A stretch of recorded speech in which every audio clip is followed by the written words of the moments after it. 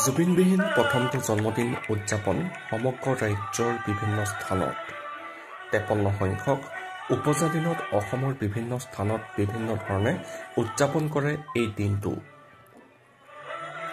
ৰক্তদান শিবিৰ, নাহৰ গছপুলি ৰোপণ, আত্মজনৰ মাজত খাদ্য বিতৰণ আৰু অন্যান্য সমাজ সেৱকমূলক কাম কৰি তেওঁৰ বিশেষ দিনটোত প্ৰিয় শিল্পীজনক স্মৰণ কৰে।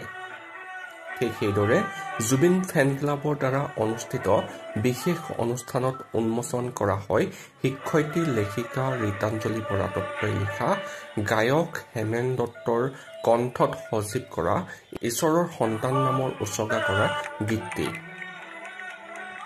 গীতৰ আনুষ্ঠানিকভাৱে মুক্তি দিয়াৰ লগে লগে দেখা গ'ল ৰাইজৰ মাজত চকুলো উচুপি উঠিল বহুজন।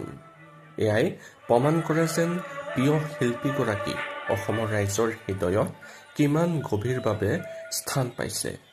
তেওঁৰ প্ৰতি থকা শ্ৰদ্ধা আবেগ মৰমৰ বহিঃপ্ৰকাশ। ঈশ্বৰৰ সন্তান নামৰ গীতটোৱে জুবিন গাৰ্গৰ জন্মদিনত আগবঢ়োৱা বিশেষ উপহাৰ।